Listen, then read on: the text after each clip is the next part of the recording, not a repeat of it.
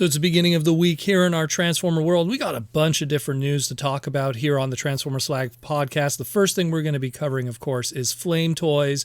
Over the past few days on their social media, they've been teasing the next Furai Model Kit that they've been working on, and it's that of Transformers Animated Optimus Prime. This thing looks amazing.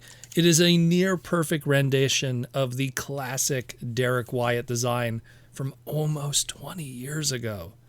Yeah, man, we're getting up on 20 years soon. Time flies. So judging by the 3 images that we've seen thus far, with no doubt more to come, way more to come, it looks like we get the base animated Optimus Prime with both his battle mask head and his no mask mouth face. We get his big ol' axe, as well as a bunch of parts and armor that will clearly make the Wingblade Optimus Prime with the backpack, the shoulder cannons, those 2 clip-on arm guards, and the Magnus hammer, which is a nice extra piece too. So it looks really good. Who knows what else it's going to come with? Judging by the peg holes on the forearms, which are clearly also to be used for the clip-on Wingblade Optimus arm guards, maybe they'll be used for other stuff too. Maybe it'll simulate his wrist tools that he had in the show. Like he had that little thing that could shoot a net or a rope. It could be used to capture people, or a grappling hook. Maybe we'll see. We'll see. Add some extras to it. But it looks amazing. Absolutely fantastic, and is clearly the best looking figure we've had of this character thus far. Yeah, sure, the original 2008, 2009 Voyager class figure is a classic. It's amazing. It transforms, so that's always the advantage you'll always have. And the new Legacy United one we got is also a good rendition. But this is something that would make even Derek Wyatt smile ear to ear. So looks really good. And this is also a great opportunity for people that maybe couldn't get or couldn't afford the Japanese Wingblade Optimus Prime to begin with, and just want to have a version of that character in their display or collection. I mean, this thing looks amazing, and it really gives me hope that, we could probably see more Transformers animated product from Flame Toys and their Furai model division. I mean, man, I'd love to see some of the other characters that just didn't get decent figures, or obviously they're going to go with the big tier stuff too, the Hot Rods and maybe a Bumblebee and, some of the others, an RC would be great. But this looks awesome, super cool, fantastic. We don't have a price yet or a release date, and I get a feeling over the next couple of days we're probably going to get more photo reveals of this guy. So stay tuned for that here on the Transformer Slag podcast. We'll keep you posted on what's happening with this guy, but very excited about this. The future looks good if you're a Transformers animated fan. Let's put it that way. Also, if you're wondering, Flame Toys recently put out a press release for one of their items that they were working on that is now 100% canceled. And people were confused by this press release, and they want to know what the story is with it. So this was for their Tech Kaiser SP-DR, which is not Transformer related, so don't worry about that. It's actually Marvel related. It's the Penny Parker mecha from the Spider-Man Spider-Verse stuff.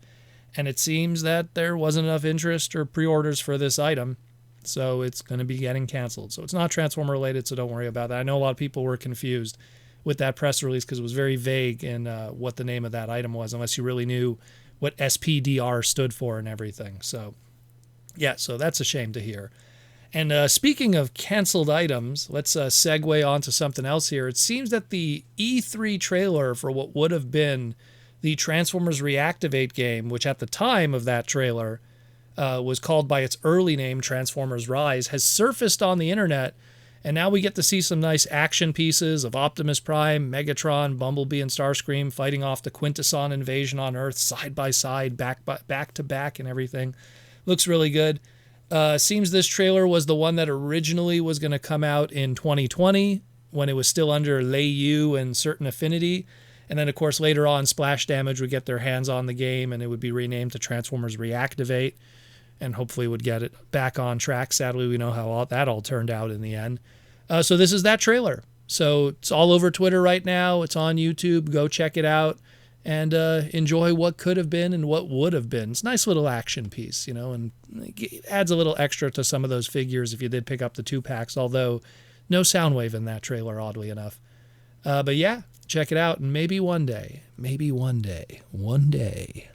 we'll we'll get that AAA Transformer game worthy of the days of Activision's War for Cybertron or Fall of Cybertron.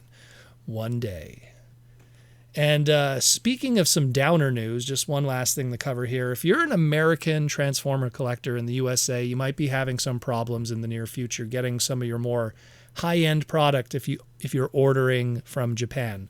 So CNN News and a bunch of different media outlets reported it seems that Australia, Taiwan, Mexico, and most importantly, as it pertains to us Transformer fans, Japan, will be suspending all shipments for small goods and packaging that are valued over $100 until further notice.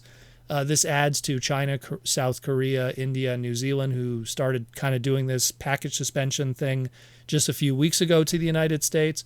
Only time will tell how long it'll take until this gets resolved, but if you got, like, let's say a masterpiece Transformer coming in the mail from Japan and hasn't shipped out yet, maybe get one of your buddies in Canada or something to pick it up for you in the meantime, change that address and shipping address until things get fixed.